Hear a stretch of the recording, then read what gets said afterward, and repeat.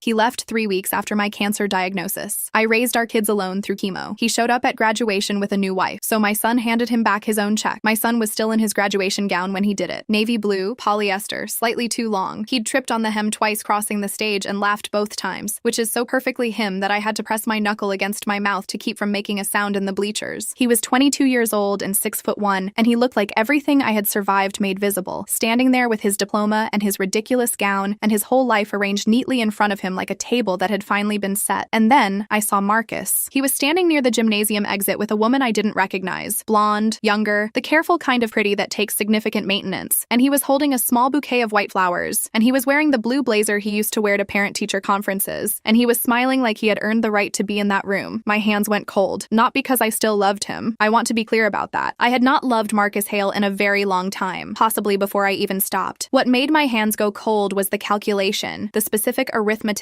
of his presence. He had done the math. He had figured out that enough time had passed, that enough water had gone under enough bridges, that he could show up to his son's graduation with white flowers and a new wife and a blazer, and it would look, from the outside, like a father. He had not considered my son. That was always Marcus's fundamental error. He never considered the children. I had been married to Marcus Hale for 14 years when I found the lump. 14 years, 2 kids, 1 mortgage on a split level in Westerville, Ohio, and the specific domestic sediment that accumulates in a long marriage, the shared streaming passwords, the brand of coffee that is the correct brand and no other, the way you stop fully explaining things because the other person already knows the context, already knows the players, already knows the ending, or you think they do. I was 41. I was a high school English teacher at Jefferson High, the kind who assigned actual books and actually argued about them, and was nominated for Teacher of the Year twice and won it once, which Marcus acknowledged with a card that said, "Proud of you," and an exclamation point that I thought was enthusiasm and later understood was distance. Our kids, Caleb, then 17, sharp and quiet and possessed of the particular moral clarity that some teenagers have before the world talks them out of it, and Lily, then 13, who played competitive soccer and had my mother's stubbornness and her father's ability to walk into a room and immediately become the center of it, a talent she has since redirected toward considerably better uses. Marcus was in pharmaceutical sales. Good at it, the kind of good that comes from being handsome and easy and knowing when to listen and when to talk. He made $140,000 a year and coached Lily's soccer team on Saturdays and volunteered at the church blood drive every January, and from the outside we looked like something solid. The red flags, in retrospect, were there. They're always there. The conference trips that ran longer than conferences typically run. The second phone. Work phone, he said, and I had no reason not to believe him, so I didn't. The slight pulling away that started maybe 2 years before the diagnosis. The way he stopped initiating conversations. The way he stopped being in the room even when he was in the room. I told myself it was stress, career pressure. The difficult year we'd had when Lily broke her ankle and the medical bills stacked up and Caleb was struggling in AP chemistry. I told myself a lot of things. The mammogram results came back on a Thursday in October. Dr. Priya Anand, oncologist at Ohio State Wexner Medical Center, 14 years in breast oncology, sat across from me in her office with the kind of stillness that means she has delivered this news before and knows exactly where it lands. Stage 2, left breast. Caught early enough for good options. Surgery, then chemotherapy, then radiation. She used the word manageable. She said it the way you say it when you mean it, and also when you need the person across from you to not completely fall apart in your office. I did not completely fall apart. I drove home. I sat in the driveway for 11 minutes. Then I went inside and I told Marcus. He said, "Okay, just that. Okay. Not, we'll get through this. Not, tell me what you need. Not even the inadequate, but at least instinctive I love you that the situation was screaming for. Just okay." Like I had told him the dishwasher needed repair. I told myself he was processing. That shock takes different shapes. That I shouldn't interpret silence as indifference when it might just be a man trying to hold himself together. I was wrong about that too. The first loop of it, the first time I noticed something and rationalized it away, was the week after the diagnosis. Marcus started coming home later, not dramatically later, 30 minutes, an hour. Enough to miss dinner, which I was having to force myself to eat anyway, because nausea had set in even before treatment started. Just anxiety nausea. Just my body already preparing for the war it knew was coming. I told myself, he doesn't know how to handle this. He loves you. Give him time. The second loop was the weekend I came back from my pre-surgical consultation and found him on the back porch with the second phone. He put it in his pocket when he heard the door. Smooth, practiced, like a man who had done that before. I stood at the sliding glass door and felt something in my stomach that was not nausea. I said, "Who was that?" He said, "Work." I looked at him. He looked at me. Neither of us said the true thing. The third loop was 2 weeks before surgery. I woke at 2:30 a.m. to an empty bed and found him in the kitchen, typed half a message on that second phone that he closed before I got close enough to read. He looked at me and his face did something complicated. Not guilt, exactly. Something more exhausted than guilt. Like a man who had been keeping a secret for so long that the keeping of it had become its own kind of suffering, and he resented me for that too. Can't sleep. Sleep, he said. I poured a glass of water and went back to bed and lay there staring at the ceiling and did not sleep at all. The fourth loop happened on a Sunday, 3 days before my surgery date. I was folding laundry in the bedroom, the purely mechanical task you give yourself when your mind is too loud to do anything that requires thought. And Marcus came in and sat on the edge of the bed and said, "I can't do this." I put down the shirt I was folding. "The surgery is Thursday," I said. "You can't do what?" "This," he gestured. "At the room, at me, at the general territory of our shared life. I'm not able to be what you need right now. I don't think I can." "Marcus, I've been unhappy," he said, "for a long time." I sat down on the floor, not dramatically. My legs just decided they were done participating in the standing portion of the conversation. He talked for a while. I heard pieces of it, grown apart. Not what either of us needs. The kids will be okay. We'll figure out the logistics. The logistics. I had surgery in 72 hours. I had stage 2 breast cancer. I had a 17-year-old and a 13-year-old asleep down the hall. He was discussing logistics. He moved out on a Tuesday. My surgery was that Thursday. My sister Carol drove me to the hospital. She sat in the waiting room for 6 hours and brought me home and stayed for a week, sleeping on the couch, learning the dishwasher's particular quirk, making sure the kids ate. Marcus sent a card. "Thinking of you during this difficult time." That is, verbatim, what it said. I want to tell you what chemotherapy is like, because I think people who haven't been through it have a cinematic version in their heads. The movie version, where you're pale and frail and lying beautifully in bed, and the real version is both worse and more mundane than that. The real version is, you teach on a Tuesday and vomit in the faculty restroom on a Wednesday and grade papers on a Thursday because the papers don't stop needing to be graded just because your cells are being systematically destroyed. The real version is being too exhausted to lift your arms over your head to wash your hair on the days you have hair left to wash. The real version is Caleb, 18 by then, quietly learning to cook pasta because I'd shown him once and he paid attention, setting a bowl in front of me and sitting there while I ate it even though I knew he had homework and he never once made me feel like I was a burden. Not once in 8 months of treatment. The real version is Lily, 14 by then, on the phone with her father one evening. I wasn't listening, or trying not to, and her voice getting very small and very controlled and saying, "We need you to come." And Marcus's voice, tinny through the speaker, "I'll try to get up there soon, Lil." And Lily hanging up and sitting at the kitchen table and very deliberately pulling her homework toward her and opening it and beginning to do it with the focused intensity of someone who has decided not to feel a thing. I turned back to the dishes. My hands were shaking, not from the chemo, from the specific grief of watching your child learn at 14 that her father is exactly who you feared he was. I want to be fair about one thing. Marcus did send money, not consistently, not reliably, but there were periods when a check would arrive, $2,500 here, $2,000 there, and a note that said things like "for the kids" or "hope this helps. Our divorce attorney, Linda Ferris, of Ferris and Cho Family Law in Columbus, 12 years of practice and the particular competence of a woman who has heard every version of this story, told me early on, bank everything he sends, document every gap, and don't assume the inconsistency is over. She was right, as she usually was. What she didn't tell me, couldn't have, was what Caleb was doing with those checks. I didn't know until the graduation. Let me tell you about the legal portion of this, because it matters, and because I want you to understand what going through a divorce while undergoing chemotherapy actually involves in terms of paperwork. Linda Ferris filed for divorce in November, the month after Marcus left. Ohio requires a 90-day waiting period, which meant that I was bald and nauseated and teaching The Great Gatsby to a room of 11th graders, while simultaneously reviewing asset division documents in my car during my lunch break. Marcus had retained his own attorney, Gregory Paulson, also Columbus-based, and the negotiations were the specific kind of tense that happens when one party has more money and the other party has more documentation. I had kept everything, every text, every gap in his schedule I'd noted with a date and time in my iPhone notes, because some part of me, even before the diagnosis, had known I was building a record without knowing why. Every financial statement, the cell records I'd requested, legally during discovery, that showed a number in Pittsburgh called 847 times in 14 months. A number that belonged to a woman named Brenna Cole, who was then 34, and whom Marcus had apparently met at a regional sales conference in 2019 and had maintained an ongoing relationship with while coaching his daughter's soccer team on Saturdays. Our therapist, Dr. James Okonkwo, licensed professional counselor, 17 years in family systems therapy, had suggested couples counseling 8 months before the diagnosis. Marcus had gone twice, and then said he was too busy. I know now that he was already in Pittsburgh on a significant number of those weekends. Dr. Okonkwo, once I was seeing him individually during treatment, said something I've thought about many times since. People who cannot tolerate vulnerability often leave before they can be left. He was afraid of watching you be sick, so he did the thing that felt like control. I appreciated the insight. It didn't change anything, but I appreciated it. Linda Ferris secured child support, $2,100 a month, court-ordered through both children's 18th birthdays. Lily's portion ran through her graduation from high school. Caleb's had ended when he turned 18. After that, nothing. No legal obligation for college, which in Ohio is at the court's discretion, and which Marcus's attorney successfully argued against on the grounds that Marcus was financially extended. He was paying a mortgage in Pittsburgh by then, on a house he shared with Brenna. I made it through treatment. That sentence doesn't carry enough enough weight, so let me try again. I made it through 8 months of chemotherapy, 6 weeks of radiation, a lumpectomy, and 2 additional surgical procedures, while teaching full-time, co-parenting 2 children across a custody arrangement that Marcus honored at approximately 60% reliability, managing a refinanced mortgage on a teacher's salary, and attending every single one of Lily's soccer games and every single one of Caleb's academic competitions, and doing it without a wig once I lost the hair because the wig gave me headaches and I decided that my students could learn to live with the truth of what I looked like. A few of them cried the first day they saw me. I told them that was okay, that being moved by something real is not weakness. They wrote about it in their college essays, some of them. I know because they told me. I made it through. The scan at month 12 was clear. Dr. Annan showed me the images and said, "This is what we hoped for." She's not an emotional woman. She can't afford to be in her work, but she put her hand on my arm for a moment. Just a moment. I went to my car and sat there and let myself feel the thing I'd been not feeling for a year. Then I called Caleb, who was in his first year at Ohio State on a partial academic scholarship, and I said, "I'm clear." He didn't say anything for a second. Then, "Mom," just that. But the whole world was in it. The years between the diagnosis and the graduation are long, and also, in memory, compressed, the way difficult time always is. You live through it in real time, minute by minute, grocery run by grocery run, and then one day you're sitting in a gymnasium watching your youngest child walk across a stage in a rented gown, and somehow 4 years have passed, and you are improbably still here. Lily graduated from Jefferson High, my school, my hallways, in May, 4 years after the diagnosis. She was 17. She had a full athletic scholarship to the University of Cincinnati for soccer. She had her grandmother's stubbornness and her own particular grace, and she had spent 4 years watching me choose to be present for every single moment of hers, and I think that is the thing she will carry. Caleb had driven up from Columbus. He was 22, just finished his master's degree in public policy, starting a position at a nonprofit in the fall. He was sitting next to me in the bleachers when I saw Marcus. I put my hand on Caleb's arm. He had already seen him. His jaw had done a thing, tightened, then released, the conscious act of a man choosing not to react, and he just said quietly, "I know. You don't have to." "I know, Mom." We found Marcus after the ceremony. He found us, actually. Appeared at the edge of the gymnasium floor while Lily was still in a cluster of her friends, and he had the white flowers and the blazer and Brenna slightly behind him, looking uncertain, which was the most sympathetic I could bring myself to feel about her. Marcus looked at me first. Something moved across his face, not guilt exactly, the cousin of guilt. The look of a man who knows what he did and has successfully argued himself into believing it wasn't that bad. "You look well," he said. I looked at him. "Congratulations to Lily," he said. "I'm really proud of her." "She knows that." I said it without sharpness, just factually. He turned to Caleb. Something happened in the space between them, the specific electrical charge of a son who has decided what he thinks of his father and has been waiting, perhaps for years, for the right moment to make it plain. Caleb reached into the inside pocket of his jacket. He brought out an envelope, white, letter-sized, slightly worn at the corners in a way that suggested it had been carried for some time. "This is yours," Caleb said. Marcus looked at the envelope, then at Caleb. "What is that?" "Every check you sent after the child support ended. After I turned 18, the ones you sent for college." Marcus went still. "I never cashed them," Caleb said. "I want you to have them back." The gymnasium was loud around us. Families, photographs, the particular joyful chaos of graduation, and in the middle of it, Marcus was standing with an envelope of his own uncashed checks, and his face was doing something I had never seen it do in 14 years of marriage. "Caleb, you sent money," Caleb said, "because it was easier than being there. I get that, but I don't want easier." He pressed the envelope into his father's hand. "And I don't want your money." And then he turned and walked toward his sister, who was coming across the gym floor with her diploma and her gown and her full-ride scholarship and her whole enormous life ahead of her. I did not look at Marcus. I followed my son. There's an epilogue to this because there always is. Marcus called me 3 weeks later. I almost didn't pick up, and then I thought, I've been making decisions about what I can and can't handle for 5 years now, and I can handle this. He said, "I owe you an apology." I waited. He said, I didn't handle it well. Any of it. I know that. I thought about the card he'd sent after my surgery, thinking of you during this difficult time. I thought about Lily's voice on the phone getting very small and very controlled. I thought about Caleb learning to make pasta because I'd shown him once. "I know you know that, Marcus," I said. "The question is whether it changes anything." He didn't have an answer for that. I didn't expect one. We said goodbye, and I hung up and I sat on my porch with a cup of coffee, a brand he would not have recognized, because I'd changed every small preference I'd had that was actually his. And I watched the neighborhood do its ordinary Saturday morning things, and I felt, not happiness exactly, but the steadier thing underneath happiness. Wholeness, maybe. The feeling of a life that is entirely, completely, finally mine. Dr. Annan does my scans every 6 months. She says the word clear with the same professional calm every time, and every time I hear it, I feel the same thing I felt in my car the first time, that enormous, silent, cellular relief. Dr. Okonkwo and I still meet twice a month. We've moved from crisis to something that looks more like construction. Linda Ferris sent me a holiday card last December. She signed it, "You were one of my best clients," by which I mean the most prepared. Lily started at Cincinnati in August. She calls on Sundays, the long kind of calls, the kind where you're doing other things while you talk. talk. She's reorganizing her dorm room. I'm making dinner. And we just exist together for an hour over the phone, which is its own kind of richness. Caleb took his nonprofit job. He's working in education policy, trying to expand literacy programs in under-resourced schools, which is perhaps the most him thing he could have possibly chosen to do. He calls on Tuesdays. He still makes pasta. He sent me a photo of his version. Upgraded it a little. Don't be offended. And it honestly looked better than mine. I was not offended. I was the opposite of offended. People sometimes ask me, not often, but sometimes, usually women who are in the middle of something hard, how I did it, how you raise 2 kids through cancer treatment and a divorce on a teacher's salary, and come out the other side with children who are, by any reasonable measure, extraordinary human beings. And I want to give them something useful, so I try to be honest. I did it badly, some days. I did it on no sleep, and with shaking hands, and with the very specific dignity of someone who has decided that dignity is the only thing they have complete control over. I did it with my sister Carol on my couch, and Linda Ferris in my corner, and Dr. Annan showing me scan results, and Dr. Okonkwo handing me language for things I didn't have words for. I did it because there were 2 people in that house who were watching how I handled the worst thing that had happened to me. And I understood, not immediately, not gracefully, but eventually, that how I handled it was what I was teaching them. So I showed up, I graded the papers, I attended the games, I sat at the kitchen table and ate the pasta my son made, even on the days I wasn't sure I could keep it down. And I let my daughter watch me lose my hair and go back to work anyway. And I let my son see that you can survive being left, that you can survive being sick, that you can survive a man deciding you are too much to deal with, and that surviving is not the ceiling, it's just the floor. At the graduation, when Lily finally got through the crowd to us, she saw her father standing there with the envelope Caleb had just returned to him. She looked at Marcus, then at the envelope, then at Caleb. She raised an eyebrow. Caleb shrugged, the small shrug that means I'll explain later. Lily looked at her father for one more second, not with anger, not with longing, just with the clear-eyed assessment of a young woman who grew up watching her mother do hard things and took notes. And then she turned to me. She held up her diploma. We did it, she said. We, not I, we. I put my arm around her and I said, yeah, baby, we did. And I meant every single person who had ever sat in a waiting room or answered a phone call at midnight or made a bowl of pasta or pressed a hand to someone's shoulder in a dark moment. Every person except one. He was still standing at the edge of the gymnasium, holding his own uncashed checks, which I think is precisely the weight a man like that deserves to carry. He wanted credit for surviving something he left. My kids handed him back the receipt.